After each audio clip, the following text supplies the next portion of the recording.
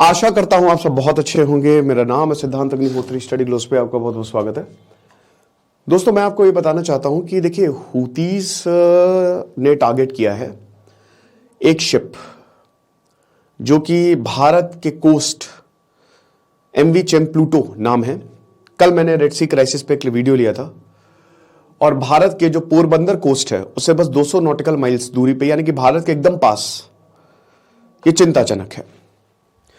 आज हमें course launch कर रहे हैं दोस्तों, 75 डेज हार्ड चैलेंज, डेली एक लाइव क्लास, ताकि पॉर्न एडिक्शन आपका खत्म हो जाए। ठीक है, तो आप इसको जरूर अवेल कर सकते हैं। तो आज एक सेशन होगा, लाइव सेशन होगा, तो उसमें आप जरूर जुड़े।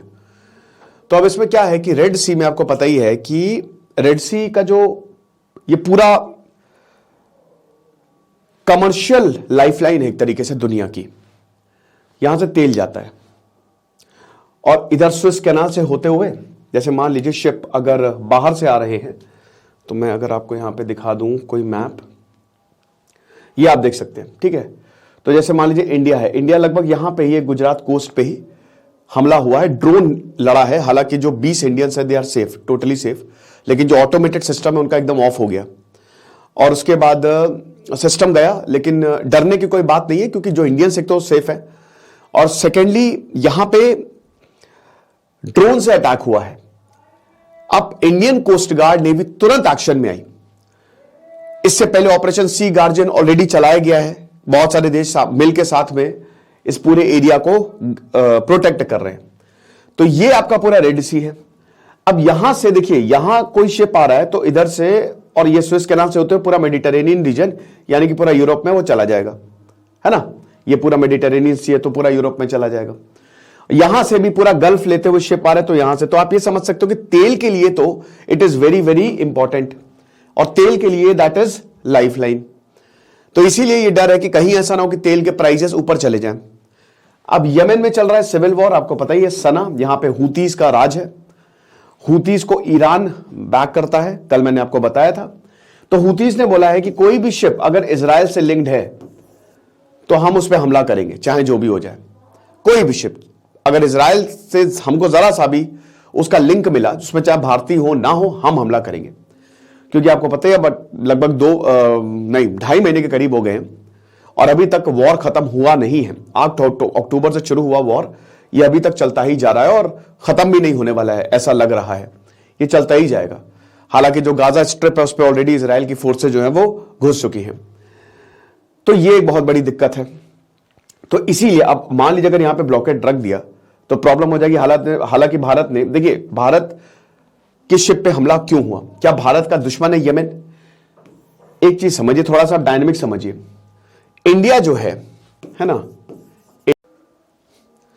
अबे यार ये कैमरा पता नहीं बार बार ऑफ हो जाता है। तो इंडिया सऊदी अरेबिया को सपोर्ट करता है, यानी कि दोनों का, गल्फ कंट्रीज, अभी इस्लामिक वर्ल्ड का लीडर है सऊदी, तो गल्फ कंट्रीज में इसकी चलती है। तो भारत के बहुत अच्छे रिश्ते सऊदी से।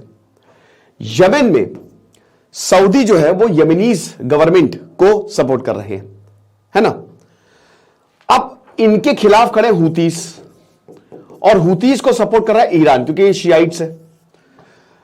अब अगर भारत के सऊदी से अच्छे रिश्ते हैं और सऊदी से जिसके भी अच्छे रिश्ते हैं, हूतीज उनको टारगेट करेंगे। तो इसका मतलब क्या यह है कि हूतीज के डायरेक्ट रेडार पे इंडिया आ जाएगा? नहीं। क्यों नहीं? क्योंकि पूरी दुनिया में भारत ही एक ऐसा देश है जिसके हर किसी के साथ अच्छे रिश्ते हैं। तो भारत के ईरान के साथ भी बहुत बढ़िया रिश्ते हैं, ठीक है ना, शानदार रिश्ते हैं भारत के ईरान के साथ। तो डेफिनेटली हूतीज जो है वो भारत पे अटैक नहीं करेंगे। भारत, एक और चीज है, भारत पे अटैक करने का मतलब है भारत की सेना एक्टिव, और अगर भारत की सेना एक्टिव हुई, भारत की नेवी एक्टिव हुई, तो वो बहुत खतरनाक है। दुनिया की सबसे खतरनाक नेवल फोर्स भारत की है, तो वो रिस्क बिल्कुल नहीं लेंगे। तो फिर क्यों अटैक हुआ? ये इजराइल का था। लेकिन फिर भी हमारे देश से थोड़ी ही दूर पे अगर एक शिप को अटैक किया जाए जिसपे भारतीय हैं, तो ये चिंताजनक है।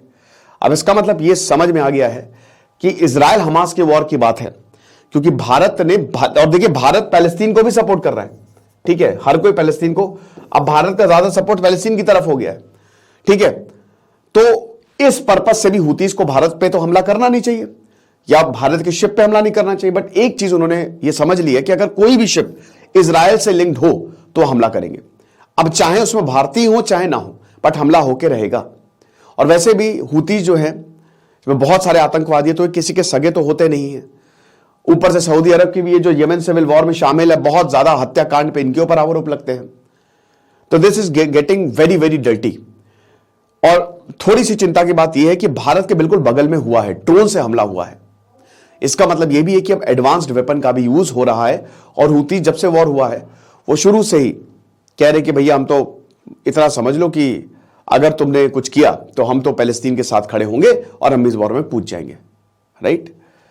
रेड सी की बात करें तो दुनिया का 12% ट्रेड यहीं से होता। और बहुत मतलब समझिए कि स्विस कैनाल, हमने बताया ना कि ये कमर्शियल है पूरा का पूरा। छोटी सी जो नहर बनाई गई है स्विस कैनाल, स्विस क्राइसिस हुई थी 1956 में, जिसमें इजिप्ट की जीत हुई थी अनऑफिशियल, मतलब एक तरीके से तब ये पता ब्रिटिश पावर जो है, ब्रिटिश साम्राज्य का जो डिक्लाइन है वो इसी स्विस कैनाल के ही, स्विस क्राइसिस के बाद ही पता चल गया था कि अब ब्रिटिश की कोई औकात बची नहीं है। अब उसमें भी इजराइल इन्वॉल्व था, तो इसीलिए ये चीज है। तो ये लेक्चर था, छोटा सा लेक्चर था, बट खबर बड़ी है। आगे देखेंगे क्या होता है। Thank you so much.